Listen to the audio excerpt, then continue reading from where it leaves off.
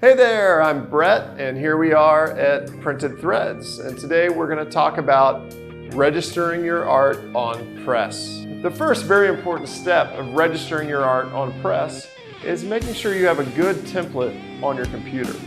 So if you manipulate your art in Photoshop or if you manipulate your art in Illustrator, have a template that you always place your art in the same spot on that template. That way you can always put your art on the same spot in every screen. For us, we use Illustrator for our template, no matter if we're working in Photoshop or if we're working in Illustrator. If we are separating raster artwork, like a simulated process or full color design, we're gonna edit that all in Photoshop and create those separations using channels. At that point, we will save that art as an EPS file. It would be a Photoshop DCS 2.0 file, and then we're gonna place that art into our Illustrator template. Our Illustrator template has registration marks across the top, and it has a guideline that we always place our art to the top of. So we save this template and we open up the same template for any art project we're working on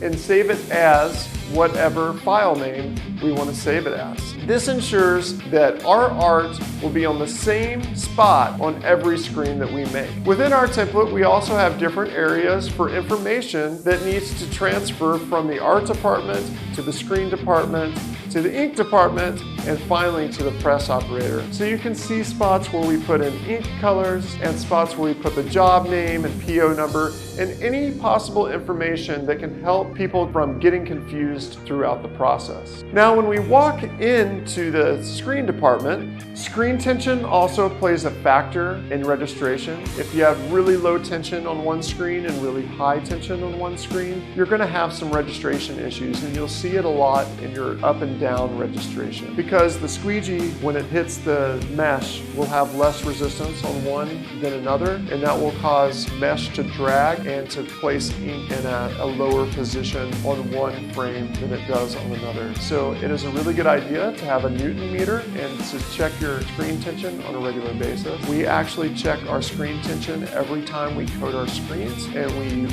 mark the screen tension on the side of the frame. This allows us to know when it's time to get rid of the screen, to have it restretched, or when we're still in good shape. And the best thing that you can do if you're doing a multicolor, say simulated process job or any job that's several colors, is to make sure that every screen that you grab out of the rack has similar tension. If they can all have the exact same tension, the better chance you'll have at registering that job correctly. And we check out our screen imaging system. Here we're using a Kiwo XTS. This is a wax machine, which means a print head actually shoots hot wax onto the screen, which we believe is the most opaque solution for creating and imaging screens. You might also use a inkjet system, or you could be using film. When you're using your film positives, instead of using a direct-to-screen machine, you will still want the same distance between your registration marks and the artwork, so that whenever you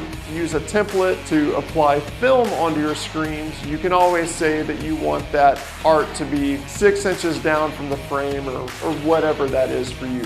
But you can always set up those measurements and make sure that your measurements always place that art in the same spot on every screen. But here we're using our Kiwo machine, and we have 3 points of contact on this Kiwo machine as we put our screen in. We're going to put our screen in, and we're going to touch the 2 side points of contact and then slide it down to the bottom point of contact to ensure that our screen is always in the same place on the Kiwo every time we put it in. Once we have good contact on these 3 points, we're going to clamp the screen and allow the image to print onto the screen. The reason we want to make sure that it touches these 3 points of contact so well is that when we get out onto press, we will have a registration jig. This is the registration palette that we use on our presses, and we use it on every single press from the ROQ Fit all the way up to the ROQ Eco. The only time we use a different registration palette is if we're using oversized screens. In that case, we have another palette that looks very similar to this, it's just bigger. On the back side, you can see the brackets, just like your palettes have, and these brackets will lock straight into the press. And then on the top side, we see 3 points of contact, and these are going to be measured just like the same 3 points of contact that are on the Kiwo. So on the Kiwo direct-to-screen unit, the point of contact is going to hit in the exact same spot on the screen as this registration palette. Because when we're using these aluminum static frames, there could be a dent in one part of the frame and not a part of the other frame. So if we hit in the exact spot, we know that they're going to be, but if these 3 contact points hit in different spots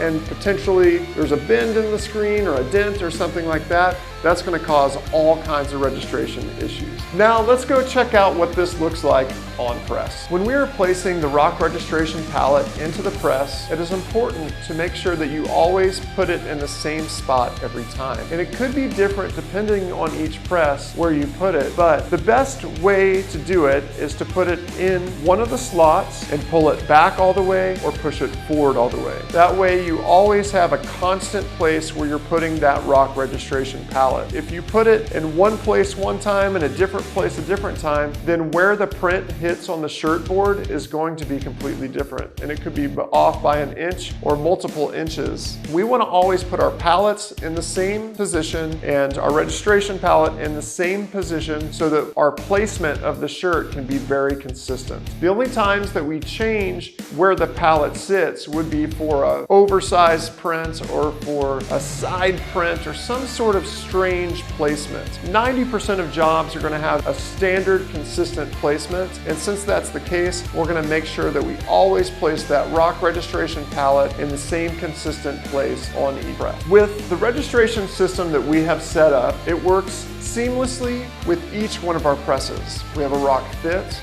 we have ROQ U, we have a ROQ Eco, and a ROQ Next. With each one of these presses, we are able to place the registration palette in a very similar fashion and make sure that we are able to have a standard specific placement on each press. Once you have your ROQ registration system dialed in, 90% of the time, you're going to have perfect registration every time. That is using a direct-to-screen system along with your ROQ registration palette.